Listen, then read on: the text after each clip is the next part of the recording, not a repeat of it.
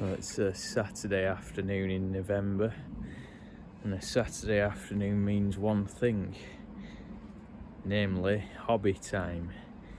Nice Saturday afternoon where I can do a few jobs I've been meaning to do for a while, although being winter, of course. The temperature and the air not being as dry anymore, it's not really conducive to doing much outside, but today's a nice day. It's not too cold. I've just been out on this bike, the 4-speed Superbe. There's a bit of an update on that. This video is really just a bit of a video log, an update of where I'm up to with the various bikes. You'll see a chain case on there. Well, that's to do with a project, and I have also just collected another Rudge Whitworth Rudge Sports frame, which is going to be a future project. More on those in just a moment. But I've been out on the Raleigh. I've changed the mudguard. I got a set of mudguards off eBay, slightly different. I think these are off a later Superbe, 1970s at a guess, with a different mudguard profile. Much more square cut, this one, whereas the other was more rounded. The reason I swapped it is because it bears most of its original green paint. The original one to this bike was so bad, I just stripped the lot and did the whole in green hammerite, which was a close enough match, but it wasn't the best. The other reason I put this one on is because it's got the correct original mud flap, and as this is sort of an all-weather bike, mud flap is essential. You need a mud flap, the more so on these rod braked models, because you can see the brake gear down there at the bottom bracket and the stand. Well, they're exposed to whatever is flung up by the front wheel, so a mud flap catches most of that. Otherwise the brake gear just gets coated there and promotes rapid wear, grit and road salt, etc., moisture. So a mud flap on the rod brake models is essential. Having said that, this one doesn't have one, but I'm not bothered about that. I'm not going to fit one because it should never have had one. There are no holes there for one, so I'm leaving that as is. I quite like the clean lines of it as well without a mud flap. Moving on, I have got, since I dismantled this lock, I have now replaced it. I actually replaced the original thimble. I removed this. It was slightly damaged before, how it had just been caught maybe by scraping past something, but it was quite stubborn to remove. But I did it, and I've tapped it back in there, which I think looks still pretty good, so it can be done. I'm going to show you how to do that in a future video, because I've got a set of forks we'll be moving on to in a moment. The frame lock I now have the right key for. There's a chap on eBay who sells these keys, which, as you can see, are the original Wilmot breed, and I see, in spite of Apple's claims to greatness, they haven't yet invented an autofocus that actually works, so I have to keep doing it manually. So sorry about that, it annoys me, but what can you do? Wilmot breed in there, and this chap is on eBay. I can highly recommend him. You see, these are the original NGN key blanks, and when you find your lock number, you just send him the lock number and he cuts a key. I like the fact that they are just stamped NGN. I did wonder how they were going to arrive, but they're just blank, and I can stamp or punch the letter, not a letter is it, it's a number. I can punch the number 3 in there for the lock. I think this one's 3. I've got a few of them I ordered, but I can punch the number in there with a set of miniature punches. So it's nice to have the lock working, because it is a really, really good feature. I like it a lot, the frame lock. I just put the keys in there for storage purposes. Of course, there is the original transfer, so which was nice. That was hiding beneath years of grime, cautioning the rider not to cycle with the key in the lock, for obvious reasons. So, moving on, this is providing good service, although I have found one issue. The front axle, the axle proper, is slightly bent, which is causing a bit of rolling resistance in the wheel. So that one's seen to. Moving on, I won this bike. I bought it off eBay. It was a buy it now. The chap was way down south, near London, Hertfordshire, and he kindly agreed to hold it for me until such time as I was down that way. So last week I've picked it up, and here it is. A bit worse for wear, but I've got all the parts to build it up. A Rudge Sports, with the head badge, Rudge Whitworth, the famous palm there held up. Nottingham, England, with the Rudge capped forks and fork lock. Different style, this one, you'll see, because of the fork cappings. Caliper brakes, being a sports model, although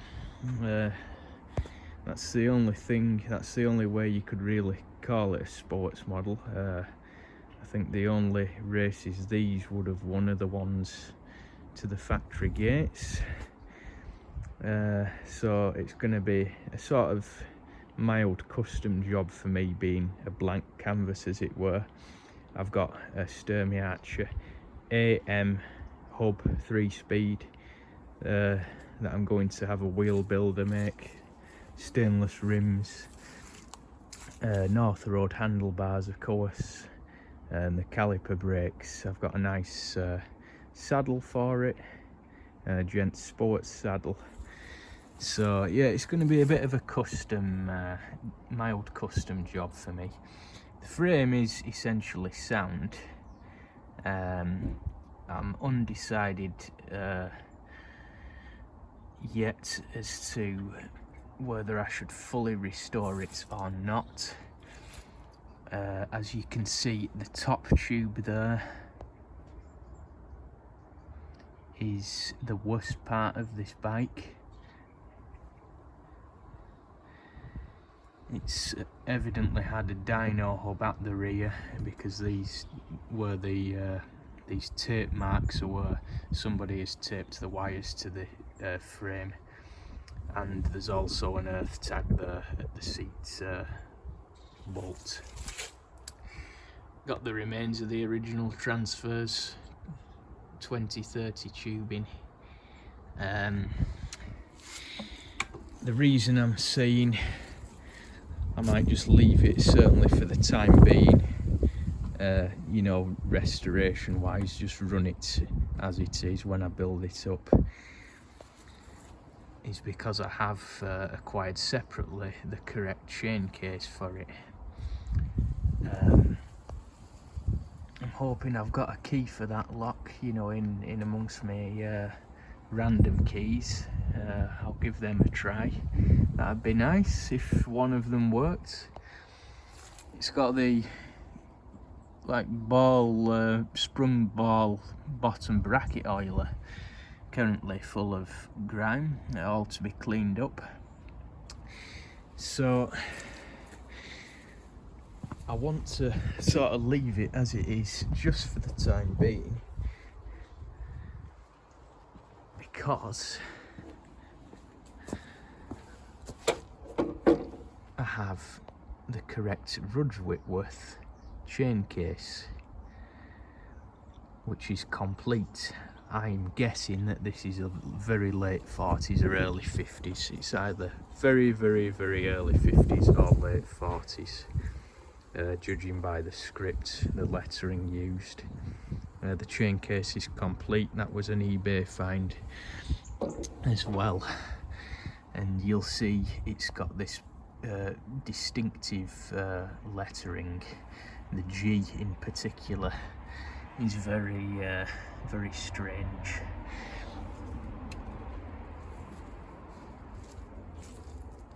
Let's turn it round again.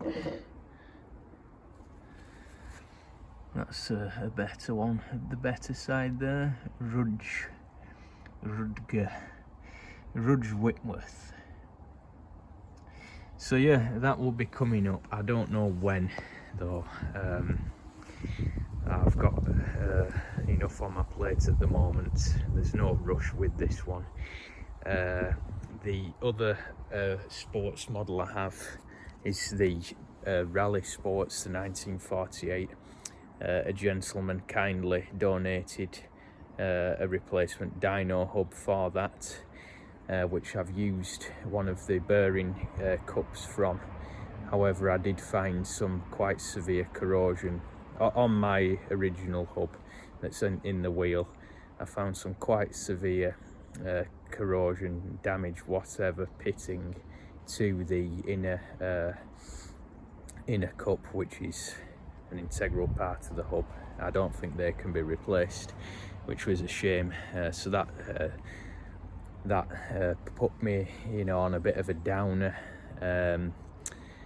And with them being caliper brakes with the soldered end, one of those snapped, come off at the end, and I've still not got around to repairing that yet.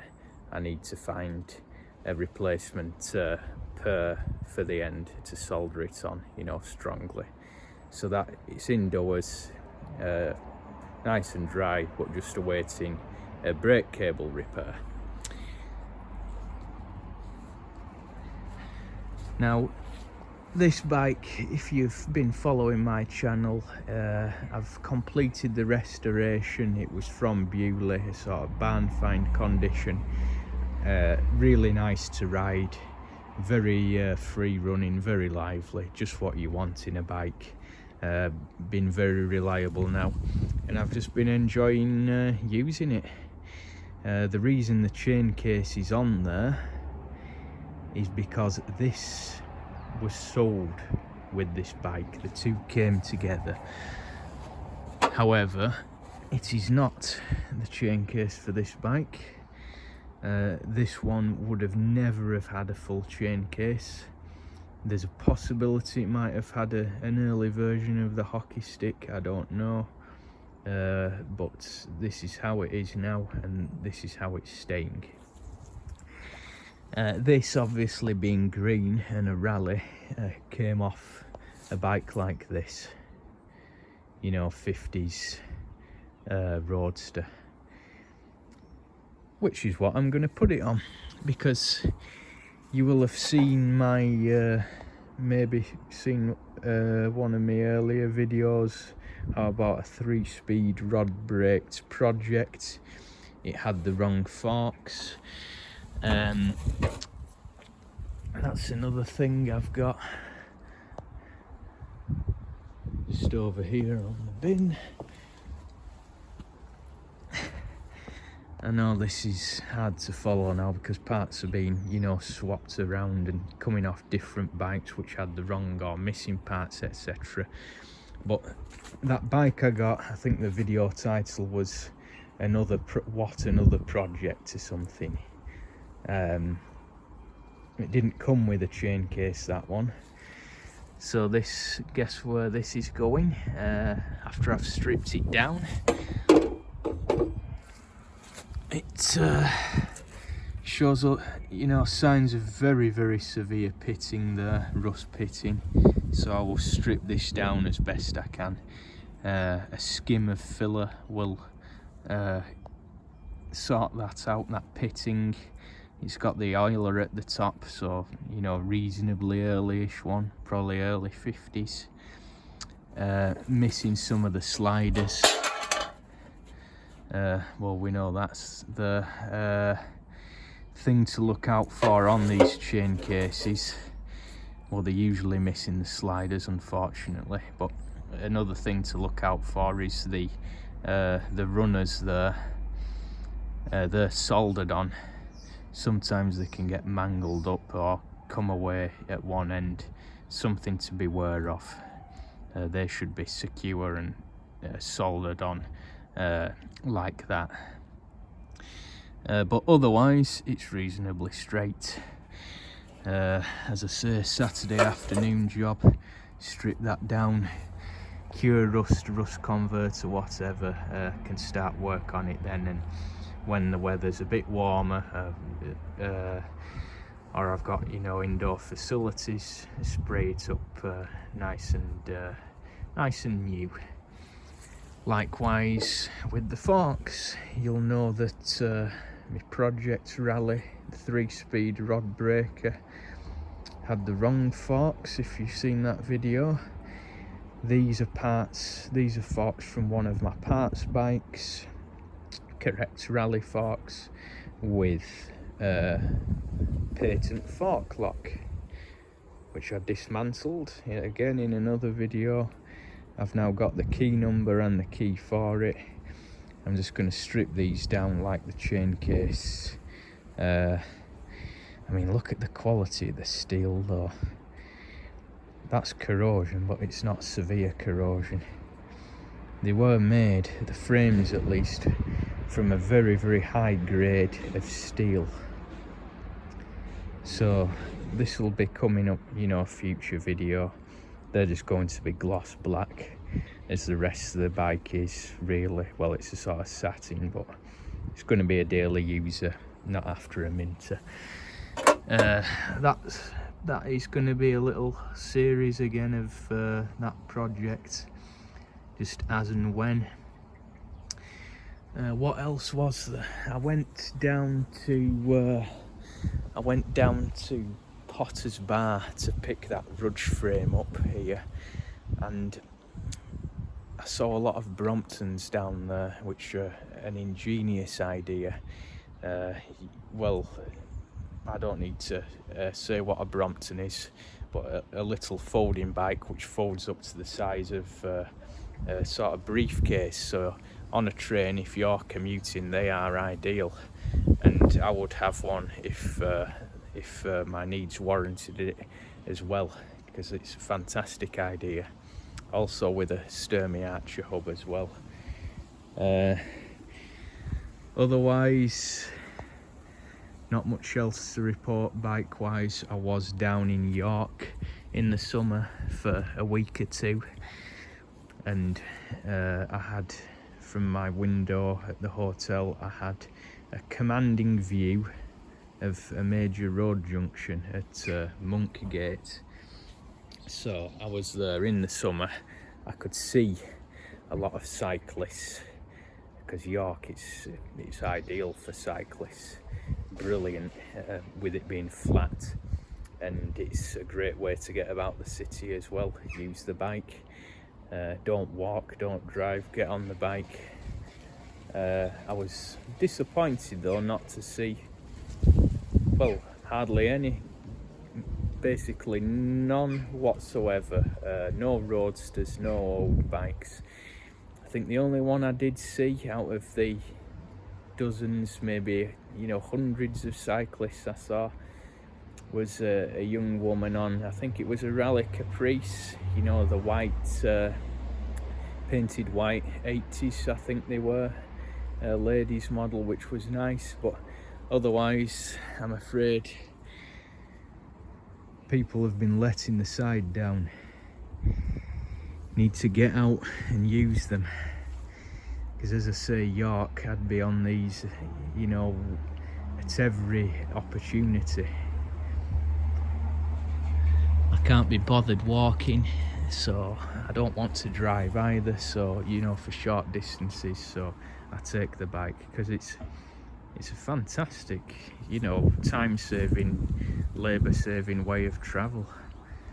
Me and a colleague, we worked it out as a rule of thumb. If a walk takes you half an hour across the city, say, going on a bike is a third of that, so about 10 minutes. So invaluable and practical. We need to see more of them on the roads, so yes, take to the roads on your bikes. So yes, that's it. Little update there. I will be, the main thing, next project will be the 3-speed rod brakes model. That'll be a daily user. This, in typical me fashion, I've deemed sort of too good, you know, to be using throughout winter. The chrome, it's just too nice on it, you know, especially after going to the expense and trouble of finding a more or less mint condition rear light and cleaning this up, the battery tube cap, the cranks, etc., and the handlebars. I've just deemed it far too nice to be using when there's grit salts on the roads. So, and the fact that it's a 4-speed, and I find I do really prefer the 3 speeds, but more on that in another vlog, whatever. There's much to say on that matter, like there's much to say on other matters at the moment. So next job, not going to be the Rudge, I'm afraid. That's going to be far in the future, when mostly space allows. I just don't have the space for another fully assembled bike at the moment, being between houses, so that's going to be well on the back burner. But yeah, the next job coming up in the immediate future, strip this down, paint it up, new transfer on it of the later type that's like on that, to match the bike it's going on. Likewise with the forks, we're getting a nice fresh lick of paint. So thank you for watching, and I'll see you again soon. All the best.